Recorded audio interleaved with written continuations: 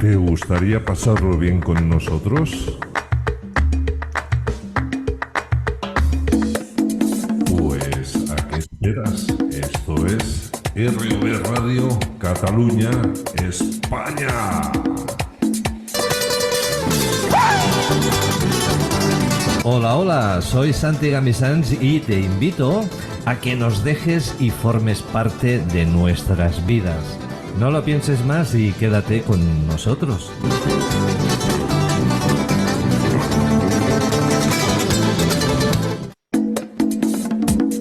Viendo acontecer la vida y pasar a lo mejor posible. El Archimandrita. El Archimandrita, sí. Una insólita historia negra de religiones, humor, crímenes y rock and roll. En Momentos Únicos no es solo contar la vida de la gente, sino sobre todo escuchar la vida de los demás. Esto es lo que más me gusta de Momentos Únicos, el no saber qué va a ocurrir. Momentos Únicos, un programa de Santi Gamisans para RV Radio Cataluña, España. Pero de verdad, esto que hacéis es maravilloso para dar a conocer a tantos artistas, gente bohemia, gente que tiene inquietudes artísticas y no tiene demasiados recursos para darse a conocer, y vosotros hacéis una labor fenomenal.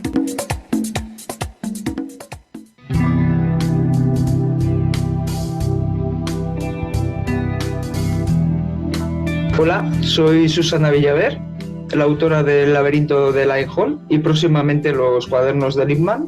Vosotros aún no lo sabéis, pero es el libro vuestro de cabecera para siempre. De la que lo leáis me lo vais a confirmar. Y os mando un saludo desde Radio Cataluña, España. Quiero agradecerle a Santi la oportunidad que me ha dado y la que nos da a otros tantos como yo no nos conocéis y nos dais aquí un escenario insólito para que nos conozcáis desde muchos sitios y lugares. Gracias por verme, gracias por escucharme y que disfrutéis de la magia de los libros. Hola.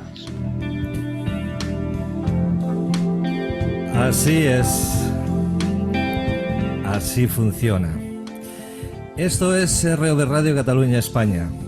Y quien nos habla, Santi Gamisans.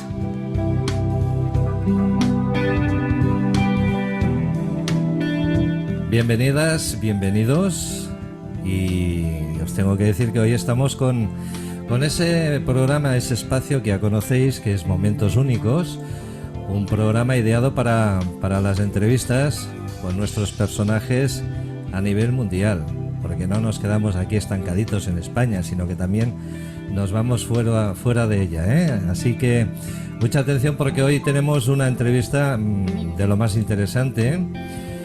Y ya veréis por qué. Porque es que nos va a explicar muchísimas cosas, pero cosas que yo creo que a más de una y a más de uno os va a levantar el alma cuando escuchéis sus experiencias, ya veréis.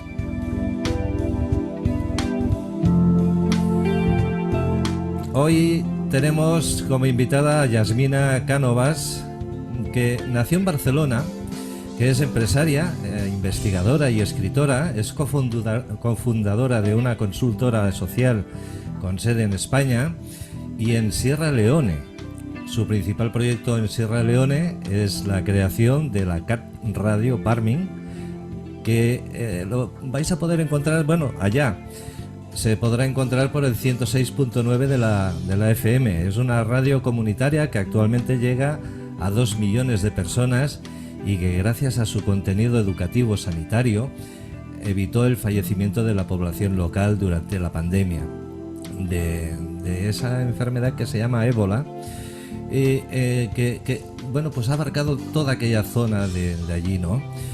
Creó y lideró un equipo de trabajo consiguiendo modificar una ley en el Parlamento de Sierra Leone en el año 2010, y ha liderado proyectos educativos centrados en la consolidación de la paz y la democracia en Liberia. Y así os podría explicar muchísimas más cosas, pero no se trata de que lo explique yo. Se trata pues que Yasmina pues nos dé un empujoncito y empiece a hablar, porque ya veréis, es una mujer muy activa, es una mujer, yo digo que cuando ves a una chispita de persona, yo le llamo un culo inquieto, ¿no? Porque no paran de hacer cosas, siempre tienen que hacer muchas cosas, y siempre en beneficio de la humanidad, que eso es lo más interesante e importante por lo que se trata del personaje de hoy. Yasmina Cánovas, ¿qué tal? Bienvenida, ¿cómo estás? Hola Santi, muy bien, muchas gracias por tenerme. Bien, oye, una cosita, bienvenida a RV Radio y bueno, cuéntanos un poquito, empecemos un poco por ti, ¿vale? ¿Cómo conseguiste, porque tú eres de la zona del Vendrell, en la provincia de Tarragona, y un buen día pues decides que quieres montar una fundación, una asociación? ¿Cómo sucedió todo esto? Porque oye, primero hay que tener mucha cabeza, hay que tener unas ideas muy claras, y la verdad que esto no se madura en 4 días, ¿verdad? No. Bueno, decirte, yo soy nacida en Barcelona. Ahora cuando estoy en España sí que estoy en Vendrell. Pero todo esto inició en el año 2005. Bueno, inició antes, inició en el año 2003, yo diría. O sea que ya ha llovido bastante, ¿eh? Hace más de 20 años. Yo en ese momento, en el año 2003-2004, estaba trabajando como abogada en Barcelona en una empresa muy buena. Y teóricamente ahí había acabado mi vida laboral a los 23 años, ¿no? Ya me había quedado allí. Lo que pasa es que uno va sintiendo el anhelo de su corazón, y pronto me di cuenta de que yo no había venido a este mundo para estar en un despacho de abogados y sintiendo que solucionaba los problemas cotidianos a personas, pero que no tenía, digamos, un afán de... No contribuía al mundo en nada, ¿no? Entonces, poco a poco, fue apareciendo en mí un recuerdo de cuando yo era niña. Yo recuerdo cuando yo era niña yo quería ser misionera, hasta el momento en que me dijeron que ser misionera significaba ser monja. Y entonces pensé, bueno, hombre, tampoco hacerme monja no. Y ahí quedó la cosa desterrada. Pero yo pensé, ¿y qué tal si yo pudiese hacer algo con los conocimientos que tengo en otro lugar, y no aquí en Barcelona, donde realmente la gente lo necesitase y donde mi mensaje fuese a llegar a muchas personas y donde yo pudiese mejorar la vida de personas en cosas más básicas, que no son las cosas, digamos, de lo que tiene el derecho civil, el derecho penal y todo eso, ¿no? Entonces, en ese momento, fíjate lo que es la vida. Yo iba andando por Barcelona y me encontré de golpe delante mío como un anuncio de una universidad que estudiaba el CIDOB, la Escuela de Estudios Internacionales, y allí vi que se hacía un máster para cooperación para el desarrollo. Y pensé, oye, pues será que es esto lo que yo estoy buscando. Me vino esa señal.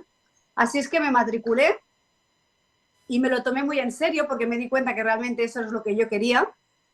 Y antes de acabar el máster, ya la misma universidad me encargó un proyecto que es el de irme a un país en posconflicto para estudiar el papel que habían tenido las ONGs allí, cómo habían ayudado o cómo no habían ayudado a la economía del país. Entonces ahí tuve que escoger un país en posconflicto. Y en ese momento, el país que estaba en posconflicto, que yo veía más factible de ir, eso que es uno de los países más peligrosos del mundo en aquel momento, fue Sierra Leona. Sierra Leona acababa de una guerra de 11 años, la llamada la Guerra de los Diamantes, una guerra civil. Y el único contacto que tenía allí es una veterinaria catalana que estaba trabajando arriba en una montaña con los chimpancés. Y pensé, bueno, oye, si me tengo que meter en un fregado así, me tengo que ir a un país en posconflicto, que haya alguien, aunque sea arriba en la montaña con los chimpancés, que en algún momento me pueda ir allí a descansar un poco, ¿no? Entonces, poco a poco no, porque fue rápido, ¿no? Pero lo que sí que hice es empezar a buscar información del país, y me encontré con que había un misionero español, que estaba trabajando en el norte del país, se llama Chema Caballero. Es muy conocido dentro del mundo de la cooperación. Fue aparte uno de los testimonios de los juicios de El Haya. contra los crímenes contra la humanidad, por los crímenes contra la humanidad que se hicieron en Sierra Leona, que se cometieron, vaya. Y entonces, bueno, pues decidí, sin que él lo supiese, ir a por él. O sea, pensé, bueno, voy a hacer el estudio. Fui con mi pareja, con Bemi, con mi marido. Él empezó a grabar todo lo que estaba haciendo, a hacer un vídeo, de ahí salió un documental.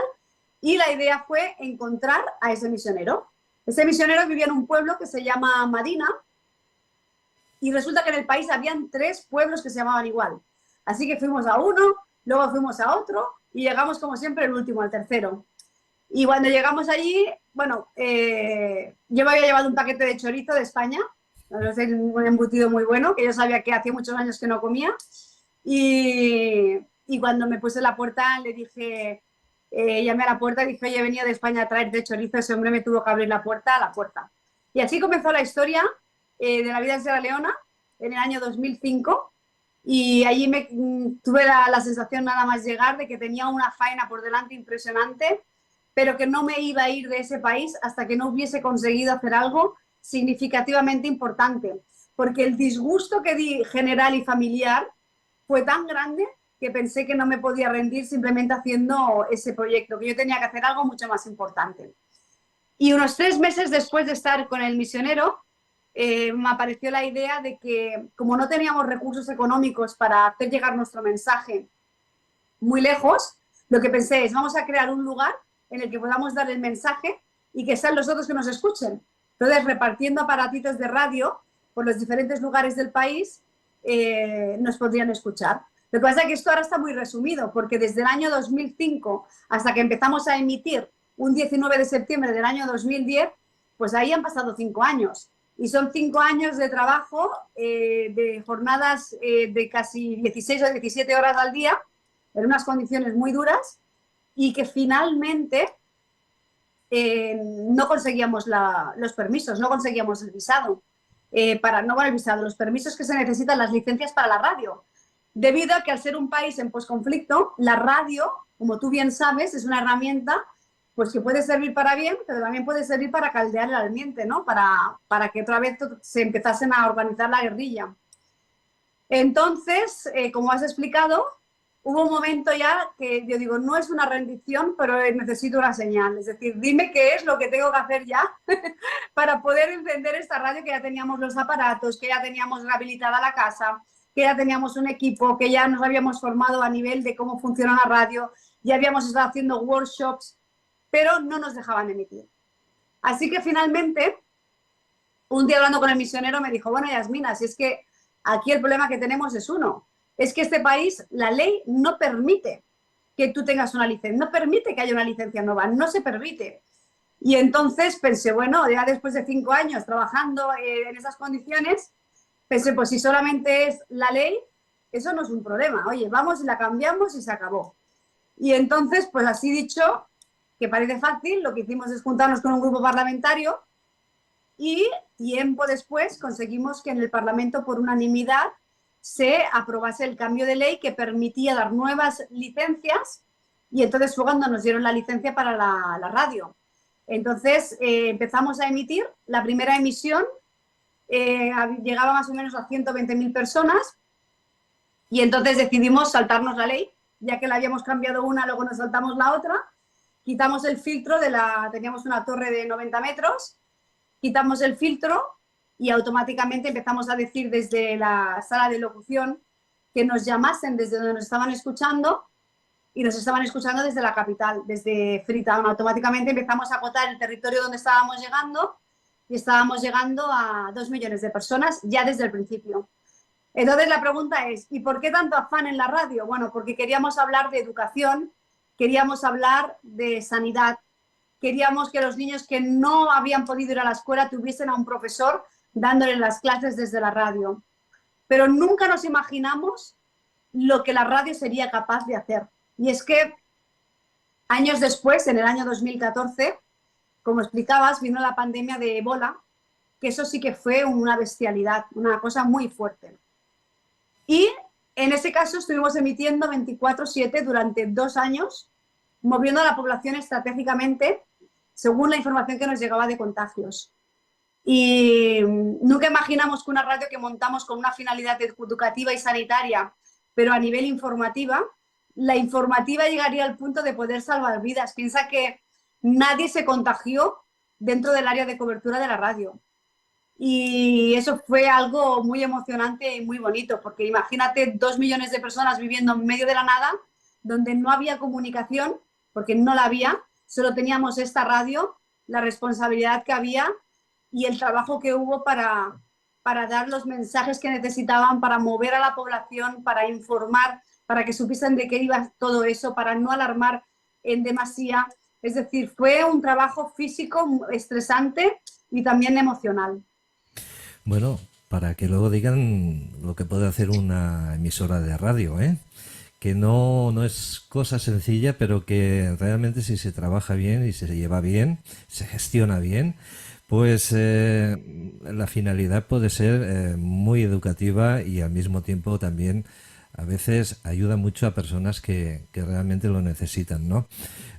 Una cosita, oye, tenemos que hablar de la literatura, porque tú también eres escritora, porque has escrito ya 3 libros y creo que anda ya el 4º por ahí pululando, si no ha salido está a punto de salir. Pero antes de entrar en materia con la literatura, me gustaría que nos remontemos un poquito a esa enfermedad que tuviste que sufrir y padecer durante un tiempo. Cuéntanos. Bueno, sí, eso fue en el año 2021. Yo en ese momento estaba en Indonesia. Bueno, estaba pasando de Tailandia a Indonesia. Y bueno, cuando vino la pandemia aquí en el mundo, no iba a decir en España, en el mundo entero, pues me quedé en un sitio atascada en una isla de Indonesia 1 año y 8 meses. Y desde allí tuve que trabajar como pude, de la manera en la que pude. Entonces, cuando estaba yendo de camino de Indonesia para España, tuve una neuropatía debido a una reacción por una vacuna, ¿no?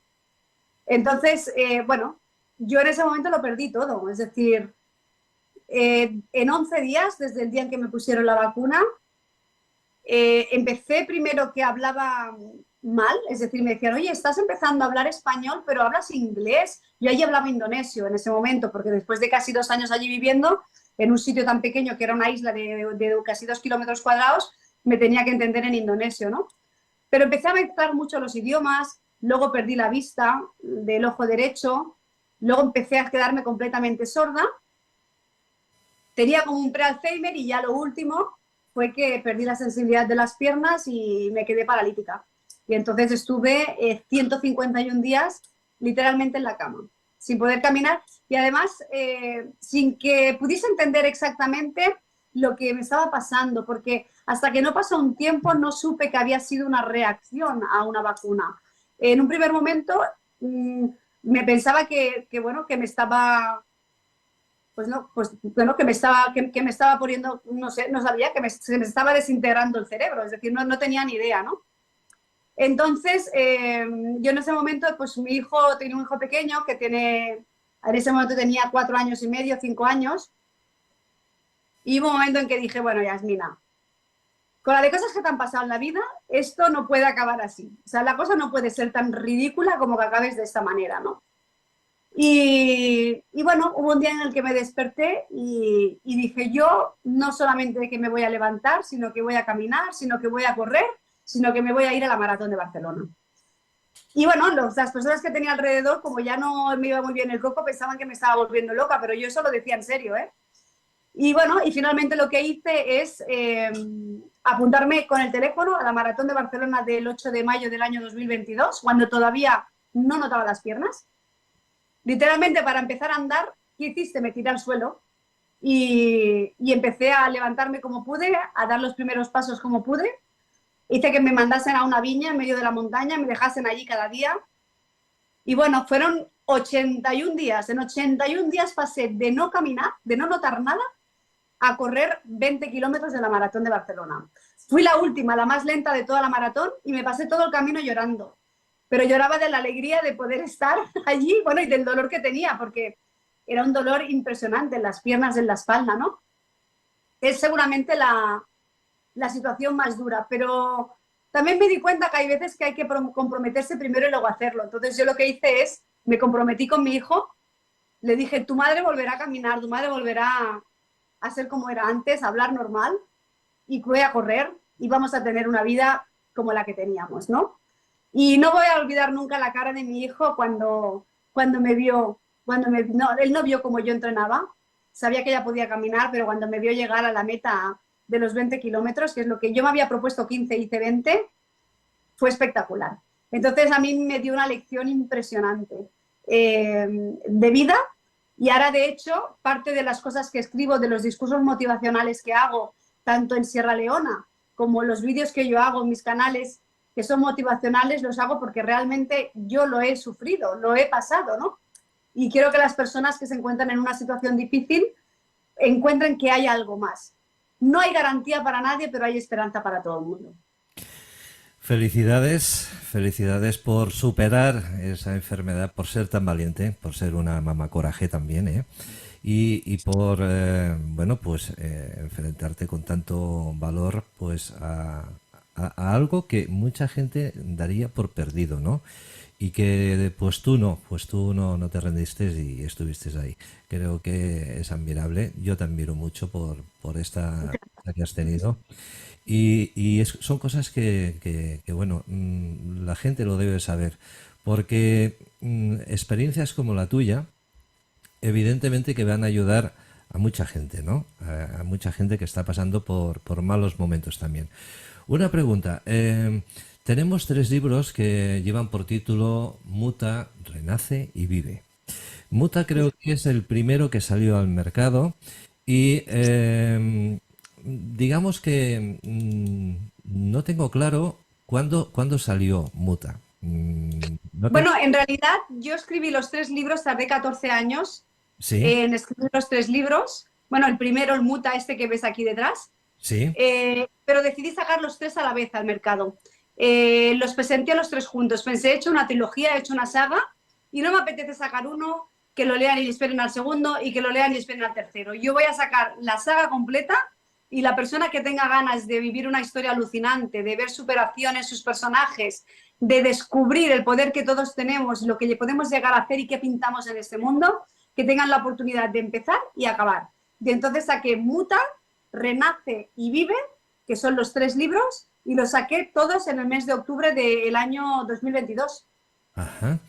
Bien, Muta trata de Badot, que es una joven nacida en Barcelona, que se dedica a la cooperación internacional en África. Tras recibir una oferta de trabajo, se desplaza a Liberia, donde conocerá mujeres procedentes de diferentes países y continentes que la llevarán a hacer un gran descubrimiento.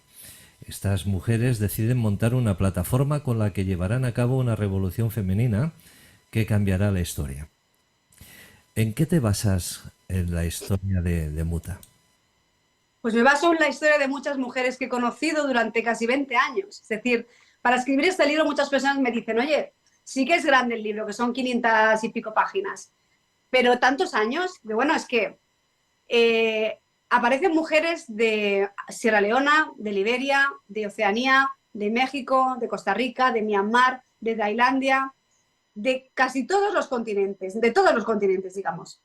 Entonces una de las cosas que hice durante estos 14 años, aparte de trabajar en Sierra Leona, es enrolarme en las revoluciones femeninas que habían en los diferentes lugares, en conocer a mujeres impresionantes que cambiaron la historia de su país, de cada uno de sus países. Entonces, viendo el poder que esas mujeres tenían y lo que habían hecho, que todo eso se explica a modo de novela, decidí escoger unos personajes, contextualizarlos dentro de una historia para que no sea un reportaje y crear una novela con todos estos personajes. Entonces, a cada persona le entra más uno, pero al final, entre todas, consiguen una cosa impresionante, ¿no? Y me he dado cuenta que está ayudando mucho, porque hay personas que piensan que su vida ya está, que ya han hecho todo lo que tenían que hacer, y cuando ven que son personas, los personajes vulnerables, que les ha pasado de todo, que las han luchado de todas las maneras y que no han tenido absolutamente nada de cara, es decir, que han sido las últimas y que han decretado que las últimas serán las primeras, se animan y tienen ganas de hacer cosas, ¿no? Y bueno, para mí, Muta, que es el libro madre, que es el primero, es muy especial, porque te digo, me he pasado 14 años vagabundeando por el mundo para poder escribirlo de manera en la que las personas pudiesen entrar dentro de toda esa parte histórica, de toda esa parte social, de toda esa parte cultural y de ese despertar espiritual también.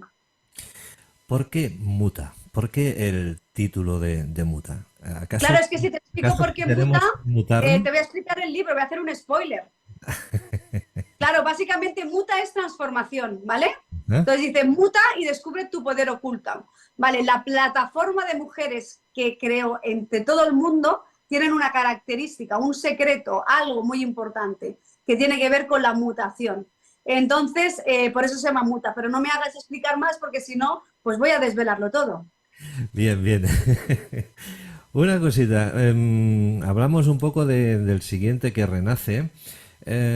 Tras unos años viviendo sin brújula ni rumbo, Paula toca fondo y al alcanzar su punto de quiebre le llega una revelación. ¿Te imaginas el impacto de que, en medio de la oscuridad, cuando menos te lo esperas, se haga de pronto la luz y descubras el propósito de tu vida? Renace es una continuación, podemos decir que es una continuación de Muta y Vive también. Son libros que se pueden leer por separado y si no supieses que están dentro de una saga, no te darías cuenta. Creías que has leído un libro. Pero si tienes el total, los tres, te das cuenta que hay muchas sinergias, que personajes aparecen en un libro y también aparecen en el otro, que el propio libro es un personaje más de la saga. Tanto el Renace como el Vive como el Muta son personajes, pasan cosas con los libros y bueno, y el Renace se queda. Hay momentos históricos que pasan en un momento antes y otros en un momento después. Eso es lo interesante, ¿no? Que el lector va jugando con el libro, va viendo lo que pasa, va descubriendo, va haciendo descubrimientos que no están escritos a pie de página, ¿no? Y el Renace es un poco desde la vulnerabilidad de personas que les han pasado cosas malas, que están superando un momento difícil, cómo al final se puede hacer un borrón y decir hasta aquí, llegar a un punto de quiebre y de todo aquello que a ti te ha dolido tanto, pues hacer tu propósito de vida, abanderarte en eso y llevar contigo a muchísima gente detrás. Y entonces esto es lo que hace este personaje y le ayudan los personajes del primer libro. Y de hecho, en mi vida real estoy haciendo cosas que salen en los libros. O sea, al final hay la parte autobiográfica, política, cultural, espiritual, está todo mezclado. Evidentemente que seguramente que muchas personas que han leído los libros están encontrando parte de ellos que también están ahí reflejados en el libro. Una cosita, Vive, para hacer una pincelada, tras cada párrafo encontrarás una pista, sigue las señales, te llegarán de los lugares más inesperados y como la protagonista del libro que tienes en tus manos, Julia, alcanzarás lo que te propongas, crearás la realidad que desees, sucumbirás ante la grandeza de lo que te rodea y tu alma te gritará una palabra que no podrás obviar. Vive. Aparte del contenido de los tres libros, tenemos que decir que el contenido es una autoayuda para los oyentes. A ver, depende cómo te lo quieras leer. Hay personas que los han leído como entretenimiento y entonces me han dicho, ostras, entretenimiento sí, pero me ha hecho sentir que quiero ser mejor persona. Es decir, son novelas que entretienen porque tienen muchísima acción. Aparece la guerra de Irán, aparece el cambio político de Myanmar, aparece el fenómeno migratorio, aparece el tema de la sumisión química. Entonces, si tú quieres trama, tienes trama. Pero el mensaje que tiene final es siempre el de que tú cuando termines de leer ese libro vas a decir, bueno, ¿y ahora qué hago yo con mi vida? Que esa era la finalidad. O sea, yo no quería escribir entretenimiento solo, ni tampoco quería escribir una guía de crecimiento personal. Entonces lo que hice es juntar las dos cosas. Ajá. Bien, seguimos con algo que te quiero preguntar muy personal y nos vamos a ir un poquito. Ya hemos hecho la pincelada a los libros, ya sabemos más o menos de qué van. Yo sí que os aconsejo a todos los que nos estáis viendo ahora que los busquéis, que los compréis. Por Dios, no pueden faltar en vuestras librerías porque Gracias. vais a dar cuenta de la calidad de los tres. Una pregunta antes de que te haga la pregunta personal. El diseño de la portada de los tres libros, ¿quién la ha hecho? Pues el mejor diseñador del mundo, mi marido, Pemi Fortuny, él Ujú. sabiendo y viviendo todo lo que estábamos haciendo y aparte que forma parte, yo digo que él es el alma masculina de la revolución que se vivió, femenina y de otro tipo también, social y cultural y espiritual, pues él fue quien me hizo las portadas, quien me hizo la maquetación, creamos editorial, porque además los beneficios de los libros los he cedido a proyectos humanitarios, es decir, que de esa manera puedo ayudar en Sierra Leona y puedo ayudar aquí también, aquí con el mensaje y allí con los fondos. Bien, antes de empezar a hablar de Sierra Leone, porque vamos a hablar profundamente sobre el tema, te quiero hacer una pregunta personal. Y es, ¿tú crees que la sociedad, tú crees que la humanidad estamos perdiendo el rumbo? Yo creo que la humanidad ha perdido el rumbo desde el principio de la historia, es decir, han habido momentos en los que claro, es que la humanidad la vamos a hablar como un ente, ¿no? Entonces, cada humanidad vive en un momento diferente. Es decir, nosotros vivimos en un mundo, en África viven en otro mundo, en Asia viven en otro mundo, o todos vivimos en el mismo planeta, pero en diferentes mundos, ¿no? Entonces, lo que sí que hay es una crisis de estado de ánimo. Y después hay muchos gurús de estado de ánimo. La única realidad que yo creo es que al final uno sabe cuál es su propia medicina, pero que puestos a que tenemos un exceso de información que nos llega de todos los lados, yo recomiendo que al final nos quedemos con mensajes positivos, con mensajes motivadores, con mensajes que nos empujen a hacer algo. No tenemos, yo no creo que las personas tengan la culpa de estar perdidas porque tienen de todo, como me pasa, claro, yo vengo de Sierra Leona, donde el problema de allí es que no tienen ni $1 para comer, y claro, cuando llego aquí me encuentro personas que tienen, estoy en España, personas que tienen de todo y que están deprimidas por cosas mucho más ligeras, digamos, pero a la persona le está afectando de la misma manera. Entonces, yo creo que el problema básicamente es una cuestión de mente. La mente está preparada para protegernos del peligro. No está preparada para ver cosas buenas. Entonces, nuestra mente siempre se va al lado negativo. O sea, tú cuando vas por una calle, digamos, cuando cruzas una calle, no dices, oye, cuidado en esa calle, pasa por ahí a ver si te vas a encontrar el amor de tu vida. No, tu mente te prepara a decir, cuidado si entras en esa calle a ver si te encuentras un ladrón. Lo que quiero decir es que la mente humana está programada para ver más desgracias que otra cosa, ¿no? Y que durante diferentes épocas, durante la historia, nos hemos perdido el rumbo muchas veces porque nos hemos dejado engañar por esa mente que nos intenta proteger, precisamente. Entonces, yo creo que lo que hay que hacer simplemente es empezar a resetear, empezar a entender que la mente juega para nuestra supervivencia y no para cumplir nuestros sueños, buscar algo más allá, buscar un propósito. Realmente la felicidad no viene ni de tener mucho dinero, ni de nada en concreto material, sino que viene del progreso en tu vida. Yo cuando me he sentido más feliz es cuando veo que voy progresando. Y después, si me puedo ganar la vida con todo eso, pues todavía soy más feliz, ¿no? Pero la felicidad no es al final la estación final, es una consecución de sueños progresivas. Y yo creo que la sociedad en sí perderá el rumbo del todo cuando ya no le queden sueños. Entonces es importante que cada día cuando tú te levantes tengas un sueño.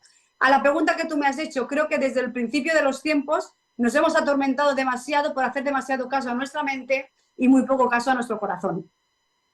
Dentro de Sierra Leone, allí donde estáis, con la fundación, trabajando con la radio, etcétera, etcétera, ¿cómo estáis viviendo la situación de allí?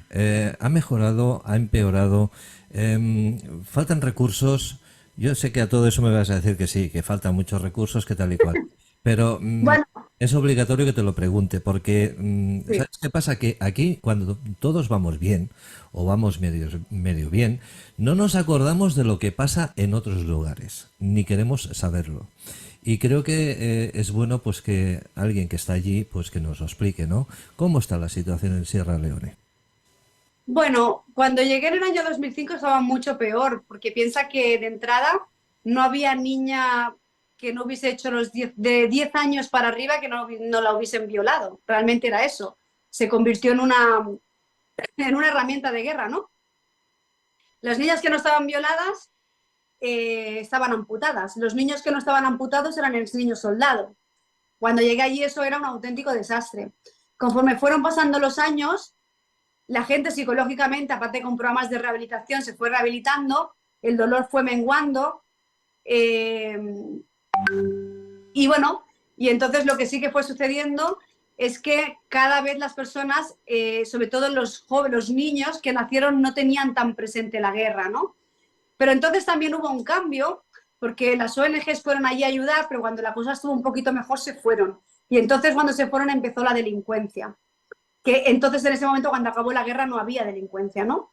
Yo digo que han habido muchos años de paz, se han juntado la pandemia del ébola, se han juntado inundaciones, se han juntado cada año 28.000 personas mueren de malaria en el mes de agosto, que es cuando están las inundaciones.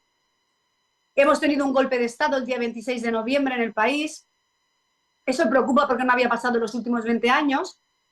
Pero a grandes rasgos te diré que los animales están más gordos. Y cuando te digo que los animales están más gordos significa que hay menos hambre.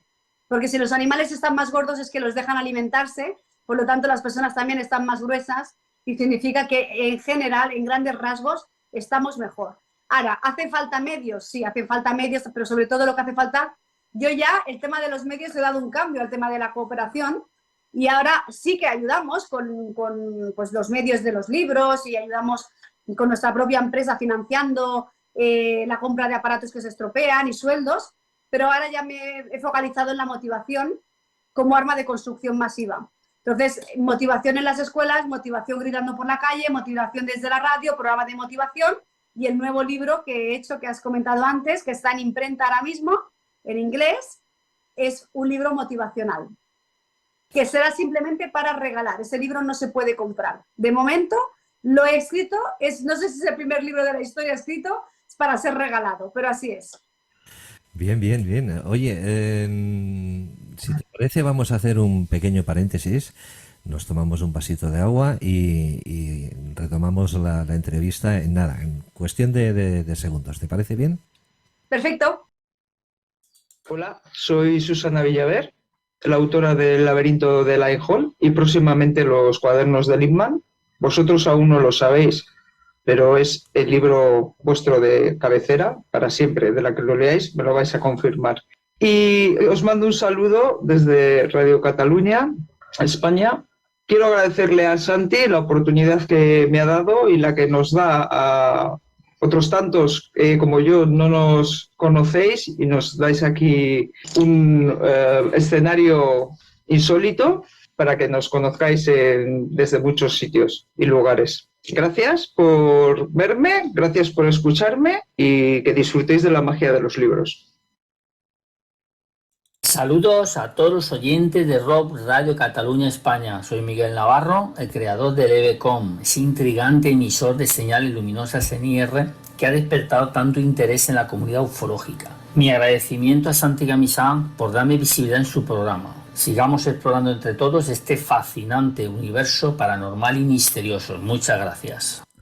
Bueno, pues de eso se trata, ¿eh? De que la radio expanda conocimiento a todo el mundo, que la radio informe, que la radio culturice, etcétera, etcétera. Y eso que intentamos hacer desde ROV Radio Cataluña España. Siempre buscamos la fórmula correcta para no hablar de política, para no hablar de los políticos, porque, Dios mío, terrible. Entonces, mejor que nos culturicemos, mejor que vivamos una vida apacible, tranquila, sin estrés y que, bueno, pues podamos seguir así por muchos años. Una cosita, Yasmina, quería preguntarte algo que a mí me preocupa mucho y que creo que tú nos puedes ayudar un poquito. ¿Cómo podemos ayudar desde la radio, desde cualquier medio, desde cualquier lugar, desde cualquier circunstancia? ¿Cómo podemos ayudar a las mujeres que son maltratadas? Bueno, una buena pregunta. Lo primero es que dar visibilidad a todo esto.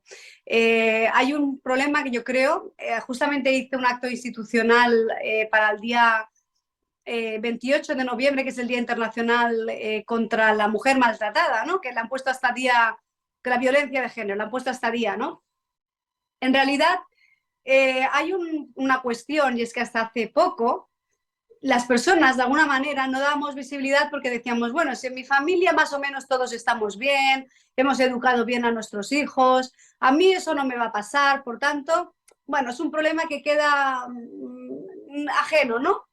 Pero yo les pregunto una cosa, digo, ¿y qué pasa? Porque tú a tus hijos o tú a tu hija la puedes educar muy bien y a tus hijos también los puedes educar bien. La violencia de género contra la mujer, también hay violencia de género contra el hombre, ¿eh? Pero bueno, nos centramos en la de la mujer, que es más evidente ahora.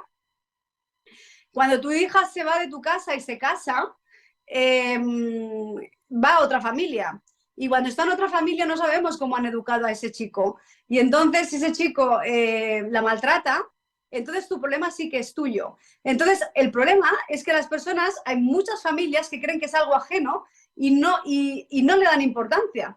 En cambio, parece que solamente están interesados los que han sufrido estos abusos, ¿no? O estos maltratos. Tenemos que empezar a entender que esto es un problema de todos. Que tú tienes hijos y que tus hijas pueden sufrir maltrato. Por tanto, desde el primer momento hay que ayudarles a identificar los diferentes tipos de maltrato que hay, los diferentes tipos. Está el maltrato físico, está el maltrato psicológico.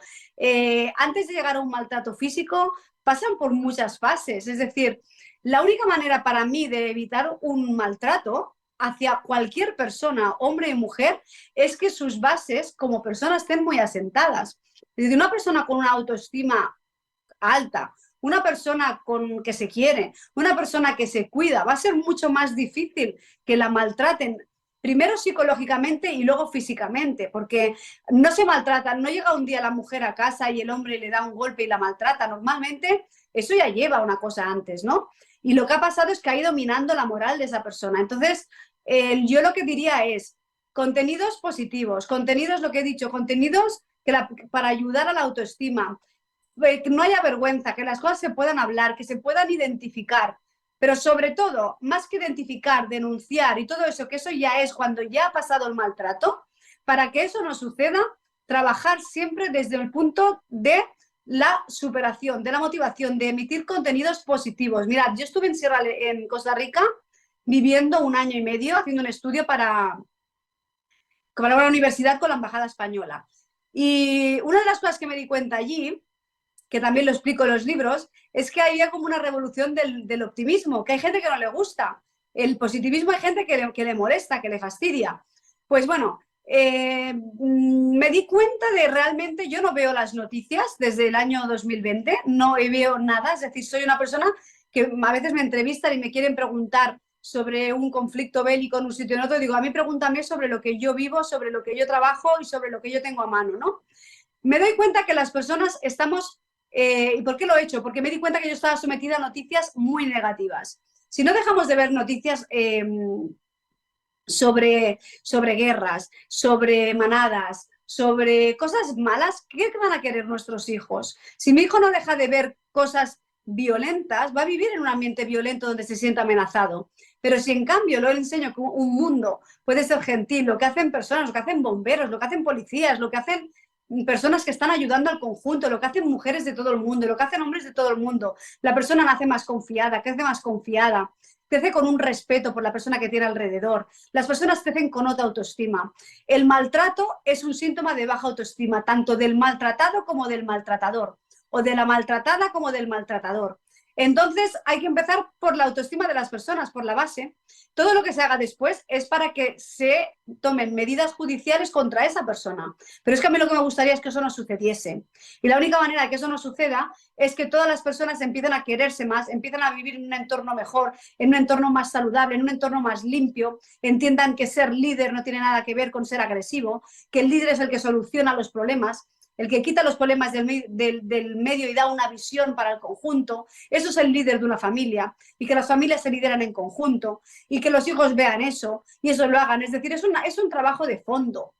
Desde los medios de comunicación, ¿qué se puede hacer? Vamos a dar más protagonismo, como estás haciendo tú ahora, que muchas gracias, dar protagonismo a historias bonitas, a personas que hacen cosas por el mundo, a personas que escriben, a personas que culturizan, a personas que luchan por la paz, a personas, dar este tipo de contenido que es muy necesario en un mundo con tanto ruido. Necesitamos consuelo y necesitamos ver que hay personas que trabajan por el bien de otras personas. Y de esta manera no crecerán familias tan desestructuradas, niños traumatizados. Es decir, creo que todo esto se basa en una sobreinformación, en una mala información y en una potenciación, ya que me preguntas, desde los medios, de cuestiones negativas todo el tiempo. Nosotros desde la radio nuestra de Sierra Leona, el contenido negativo está prohibido. Es decir, ahí se habla de educación, se habla de salud, se habla de motivación, y si hay una noticia, que ha habido una pandemia de ébola, se habla, pero se habla de la solución. No me vengas a hablar de ébola, se habla de la solución, ¿no? Y se potencian mucho las personas que hacen cosas por el mundo. Más que las personas simplemente por ego o por imagen o por cualquier otro tipo. Entonces yo creo que entre todos, vosotros desde los medios de comunicación, nosotros desde los medios de comunicación, pero desde las familias, desde lo que le hablamos a nuestros hijos, desde las escuelas, desde todos los lugares. Es decir, hay que tocar la sociedad desde el fondo. Y todo se basa, si hay una buena autoestima, una buena base, no existe maltrato, existe la agresión, que eso es diferente. Ajá. La agresión es cuando tú vas por la calle, viene alguien y te agrede. Ahí no importa si tú tienes autoestima alta o la tienes baja, te agrede y punto. Pero la violencia dentro de las familias, el maltrato y el abuso físico y psicológico en las familias, de hombre a mujer, de mujer a mujer, de hombre a hombre, y de sea como sea, viene por un problema emocional, de falta de falta de autoestima y de una mala educación. Es así. Y eso es lo que yo creo que el trabajo que tenemos por delante todos, para evitar maltratos, para evitar agresiones y para evitar guerras. O sea, es el mismo proceso para todo, yo creo. Yo creo que sí, ¿eh? Yo creo que estás en la línea acertada y que ojalá pues todo vaya cambiando y vaya a bien, ¿no? Una cosita, la pregunta venía formulada porque detrás de ella viene otra pregunta que tiene mucho que ver. Oye, ¿qué está pasando en tu página web que estás haciendo cursos? Sí, estoy haciendo, es que todo, yo voy sobre la marcha, ¿eh? Yo no me pensaba nunca que iba a hacer cursos para ayudar o entrenamientos, pero cuando yo superé el problema mío de salud, al superar mi problema de salud, automáticamente superas un problema económico, porque no hay, digamos, uno de los dos pensamos que las camas más caras del mundo son las que están en los hoteles de 5 estrellas, pero las camas más caras del mundo son las de los hospitales, porque no te permiten trabajar, ¿no? Entonces yo me di cuenta que durante todo el tiempo de mi enfermedad y recuperación, que había pasado por superar una enfermedad que me había responsabilizado de mi salud muchísimo más, que había pasado, había tenido que seleccionar muchísimo el entorno, había tenido que trabajar más en mi propósito de vida, me había visto muy frágil y me tuve que hacer fuerte a la fuerza, y aparte tuve que desarrollar nuevas herramientas para poderme remunerar mientras estaba enferma. Entonces, cuando salieron los primeros vídeos en los que se me veía corriendo la maratón, muchas personas me dijeron, oye, Yasmina, ¿cómo me puedes ayudar? Yo tengo este problema, yo tengo el otro, yo tengo el otro. Pero fueron muchos los mensajes. Entonces decidí, mira, yo voy a crear un curso, un entrenamiento a 90 días, ya que yo tardé 81 de pasar de la cama a correr, donde os voy a tocar primero la salud y la energía, después el entorno y el propósito de vida, y después cómo remunerarse en los momentos en los que son difíciles en la vida. Porque cuando todo va bien, todos actuamos igual. Con una persona se conoce a sí misma cuando las cosas van mal.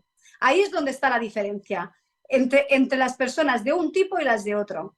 Es decir, cuando las cosas van mal, es cuando te conoces. ¿Qué haces después de eso? Cuando fracasas, ¿qué haces? Porque importante no es que fracases o que te vayan mal, es lo que haces justo el minuto después, ¿no? Entonces he creado este entrenamiento para personas que no lo están pasando bien, que necesitan una removida en su vida, y los tengo conmigo. Entonces saqué 244 vídeos en los que estamos interactuando, un grupo de apoyo, un planificador para que quepa todo el peso sobre mí, les digo lo que tienen que hacer desde que se levantan hasta que se van a dormir durante 90 días, lo hago divertido, con pruebas, retos, recompensas, y la verdad es que estoy muy contenta, muy emocionada. Yo no digo que son estudiantes, son participantes, que ellos aprenden de mí unas cosas y a mí ellos me enseñan otras. He visto milagros. O sea, he visto personas con fibromialgia correr carreras bueno, hacer unas carreras como lo que hice yo en la maratón, pero con problemas de fibromialgia de muchos años, sin haber podido caminar nunca. He visto una persona arruinada acabando montando un hotel en 90 días. He visto una persona montar una empresa también de algo que ni pensaba. He visto una persona que toda su vida tenía fobia al agua nadando en Puerto Rico en el medio del océano. Es decir, he creado el curso Super Yo, que les llamo Super Yo, que es lo que todos podemos llegar a ser. Y la verdad que está siendo precioso, está siendo muy bonito. La verdad es que para alguna persona que esté pasando por un mal momento lo recomiendo, porque yo también me empapé mucho de crecimiento personal cuando lo necesité. Hay momentos en la vida que necesitamos cosas que en otros momentos ni nos planteábamos. Yo nunca me imaginaba que estaría escuchando vídeos de crecimiento personal, pero hubo un momento en que los necesité y por eso yo ahora también los hago, porque quiero que la persona que lo necesite también tenga acceso a eso y en lo que yo pueda ayudar. A pesar de que yo tengo mi trabajo, de que mi trabajo es otro, me saco el tiempo de donde puedo para dar todo este tipo de contenido. Bien, ya por último, porque se nos acaba el tiempo, decirte, ¿tú tienes tiempo para ti? Tú no paras. Yo tengo unas jornadas muy largas. Yo empiezo a trabajar a las 5 de la mañana y acabo, empiezo a las 5 de la mañana a hacer muchísimas cosas. Luego a mi familia le tengo que dedicar, siempre digo, hay 3 horas que dedico a mi familia al día y que son intocables, a menos que no haya una emergencia. Pero yo trabajo pues, casi 15, 16 horas casi cada día. Y luego tengo ese pequeño espacio, 17 horas, que tengo ese pequeño espacio para disfrutar de mi hijo, para trabajar un poco mi cuerpo, para seguirlo tonificando. Pero trabajo mucho, sí. Me he tenido que hacer un esfuerzo en planificar y es una gran cosa, ¿eh? También lo recomiendo a todos. Dedicar parte del tiempo en planificar el tiempo, porque a veces pensamos que no tenemos tiempo, pero tenemos falta de planificación. Pero lo cierto es que trabajo muchísimas horas, sí. Bien, bien. Por último, ¿te han propuesto para el Premio Nobel de la Paz? Sí. Cuéntanos, por Dios, queremos saber. Bueno, es que eso me ha venido de sorpresa. Yo me pensaba que trabajando en Sierra Leona no me veía nadie. Siempre lo pensé que nunca nos veía nadie, la verdad. Cuando recibió la radio un galardón de la BBC por un programa contra los embarazos juveniles, cuando también recibimos otro premio por el tema de que no hubo ninguna muerte de 2 millones de personas, vimos que algo sí que nos veían, pero nunca me imaginé que a mí misma, a mi persona que me he visto como una hormiguita, me iban a ver desde ningún sitio así tan importante como el Comité del Nobel de la Paz. Pero un día recibí un email en el que me decían que me habían nominado unos observadores de paz de Helsinki por la trayectoria hecha, sobre todo por haber cambiado la típica cooperación para el desarrollo por motivación, que esa es mi esperanza, porque con motivación no hará falta tanta cooperación, ¿no? Ellos solos podrán salir de su pozo, ¿no? Y ese es mi sueño. Y 3 días después recibo una doble nominación del gobierno de Sierra Leona. Así es que, sí, doblemente nominada. Que bueno, eso al final ha servido para que me hagan muchas entrevistas y se ponga, digamos, a Sierra Leona en el mapa, porque durante muchos años ni se ha hablado, ¿no? Y ahora más gente conoce Sierra Leona, más gente conoce la radio, más gente conoce que la motivación es un proceso importante dentro de la cooperación. Y si para eso sirve la nominación, pues yo estoy más que contenta. Pero vamos, que yo sigo trabajando igual, ¿eh? Quiero decir que, o más, que no me va aquí, o sea, no modifica mi vida en la nominación. Sigo trabajando y de vez en cuando lo pienso y me echo una risa y estoy contenta. Bien, y debes sentirte muy feliz, la verdad que sea dicha, porque un premio así, pues bueno, pues tiene mucho mérito. Y es que todo lo que has hecho a lo largo de tu vida tiene mucho mérito. Y es, como te decía antes, es para admirarte. Yo te admiro y te admiro. Gracias. Ahí la tenéis, Yasmina Cánovas. Ella, pues, es la esposa de Pemi Fortuny, para los que andáis de memoria como yo, ¿no? Un poco desorientados. Pemi Fortuny, pues, había sido el cantante de aquel legendario grupo de rock catalán que se llamaba L'Axambusto y que, bueno, pues, habían amenizado, bueno, pues muchísimas fiestas por toda España. Cataluña, ni qué decir, muchísimas actuaciones que yo personalmente he podido asistir en vivo y en directo. Y no porque fuera por placer, sino que iba por trabajo, porque yo era de los vigilantes que estaban ahí, delante del... Una cosa, déjame hacer una aclaración, ya que hablábamos de las mujeres y todo eso. ¿Sí? Yo no soy la esposa de Pemi Fortuny. Pemi Fortuny es mi marido. Ah, bien.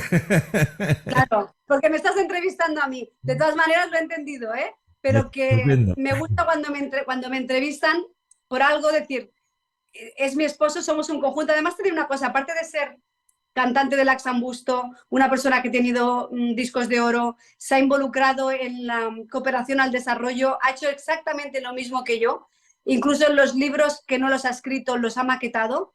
Por tanto, el premio de la paz tendría que ser compartido, lo digo siempre, pero en este caso no me gusta que me digan que soy la esposa de alguien, sino que cuando se está hablando de mí, si habla de esposo es mi esposo, y entre los dos somos un equipo. Qué bien, qué bien. Oye, mira, hay una forma que tampoco a mí me gusta, ¿vale? Y es cuando te dicen, oye, ¿tú vives solo? No. Hay gente que dice, yo vivo con mi mujer, ¿no?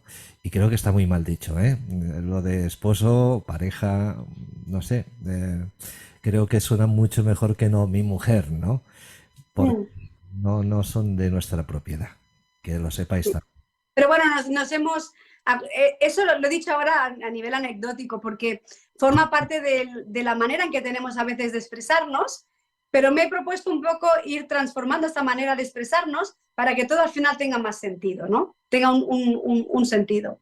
Correcto. Desde aquí también me encanta que hayas decidido hacer un homenaje a él, te digo porque es parte de todo lo que hemos estado hablando desde el principio hasta el final. Así es, y dile que dile que me debe una entrevista. Pues yo se lo digo, y si no se lo dices tú mismo. Voy detrás. Seguro que te la va a dar, no hay ningún problema. Claro que sí. Yasmina, la verdad no nos queda más tiempo. Sí que te voy a pedir que muy rápidamente nos digas dónde te pueden localizar nuestra audiencia. Dales una orientación de dónde te pueden encontrar. Bueno, yo no paro, pero lo que sí que ahora, como estoy dentro de las redes sociales me pueden encontrar pues en Instagram, que es Yasmina Cánovas, o en Facebook, Yasmina Cánovas, o en YouTube, Yasmina Cánovas, pero para todo lo que son libros y cursos tengo una página que se llama www.yasminacánovas.com, y yasminacánovas.com, ahí pues, hay fotos muy bonitas de África, vídeos muy bonitos, también salen los libros para que se informen, el curso para que vean lo que es, y ahí pueden tener más la idea. Y siempre contesto, porque me da mucha rabia las personas que se exponen a las redes y luego no contestan, ¿sabes? Yo me he encontrado con eso, y entonces yo me propuse que si yo me exponía a las redes, yo contesto a todo el mundo. Así es que si alguien tiene alguna duda o tiene alguna pregunta o tiene alguna cosa, yo siempre voy a estar contestando y en el otro lado, tanto si estoy en África como donde yo esté. Y bueno, quiero agradecerte el espacio que me has hecho, el cariño de esta entrevista, el apoyo que me estás dando a través de la entrevista, en los proyectos que estamos haciendo, tu generosidad y lo bien que me has hecho sentir en esta casi hora que hemos estado juntos. Muchas gracias, Yasmina. A mí también me has hecho sentir muy bien, me he sentido muy cómodo. Me lo has puesto fácil, la entrevista. Hay personas que son durillas y te lo ponen complicado, ¿no? Y la verdad es que para mí ha sido una entrevista que la repetiría 200.000 veces, ¿eh? O sea que agradecido. Muchas gracias. Bueno, un beso.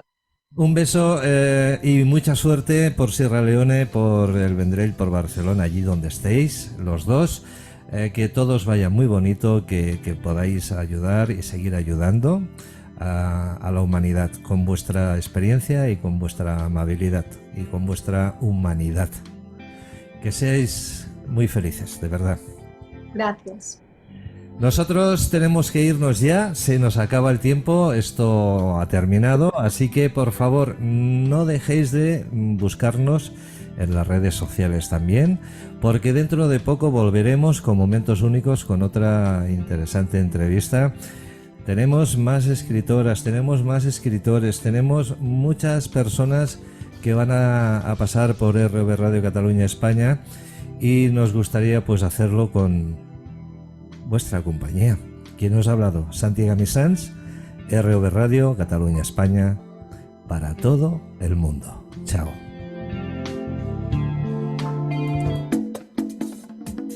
Viendo acontecer la vida y pasará lo mejor posible. El Archimandrita. El Archimandrita, sí. Una insólita historia negra de religiones, humor, crímenes y rock and roll. En Momentos Únicos no es solo contar la vida de la gente, sino sobre todo escuchar la vida de los demás. Esto es lo que más me gusta de Momentos Únicos, el no saber qué va a ocurrir. Momentos Únicos, un programa de Santi Gamisans para RV Radio, Cataluña, España. Pero de verdad, esto que hacéis es maravilloso para dar a conocer a tantos artistas, gente bohemia, gente que tiene inquietudes artísticas y no tiene demasiados recursos para darse a conocer, y vosotros hacéis una labor fenomenal.